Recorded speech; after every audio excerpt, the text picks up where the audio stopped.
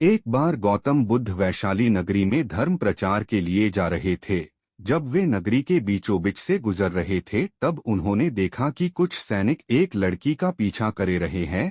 तभी वह डरी हुई लड़की एक कुएं के पास जाकर खड़ी रह गई और वह हांफ रही थी और प्यासी भी थी। तभी बुद्ध ने उस बालिका को अपने पास बुलाया और कहा कि वह कुएं से पानी निकाले और स्वयं भी पिए और उन्हें भी पिलाए। इतनी देर में वह सैनिक भी वहां पहुंच गए। बुद्ध ने उन्हें हाथ के संकेत से रुकने के लिए कहा। बुद्ध की बात सुनकर लड़की ने कहा, महाराज, मैं एक अछूत लड़की हूँ और मेरे कुएं से पानी निकालने पर जल दूषित हो जाएगा। तभी बुद्ध ने उससे फिर कहा, बालिका, बहुत जोर की प्यास लगी है, पहले तुम पानी पिलाओ।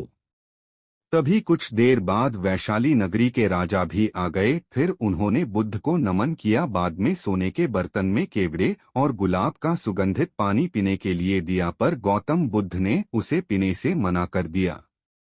बुद्ध ने एक बार फिर बालिका से अपनी बात दोहराई। इस बार बालिका ने साहस के साथ कुएं से पानी निकाला और स्वयं भी पिया और गौतम बुद्ध को भी दिया। और पानी पीने के बाद बुद्ध ने बालिका से उसके भय का कारण पूछा।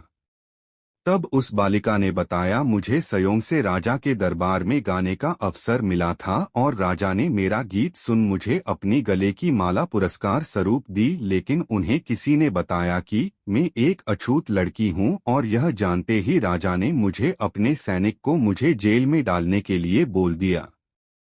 मैं किसी तरह उन सैनिकों से बचकर यहाँ तक पहुँच गई और आप मिल गए। इस पर बुद्ध ने कहा कि सुनो राजन, मैं चाहता हूँ कि आप मेरी इस शब्द को हमेशा याद रखें।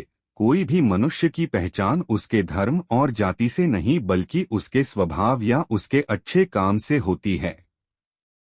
जिस बालिका के मधुर कंठ से निकले मधुर गीत का आपने आनंद उठाया, उसे पुरस्कार दिया, और जिसके कार्य इतने अच्छे हों वह अछूत हो नहीं सकती। और उस बालिका के साथ नीची सोच और छोटे कार्य करके अछूत होने का परिचय तो आपने दिया है। इसीलिए मेरे नजरों में यह बालिका नहीं बल्कि आप अछूत है। तभी राजा बुद्ध के सामने शर्मिंदा होने के अलावा और कर भी क्या सकते हैं। उन्होंने बुद्ध से क्षमा मांगी और वह से चले गए।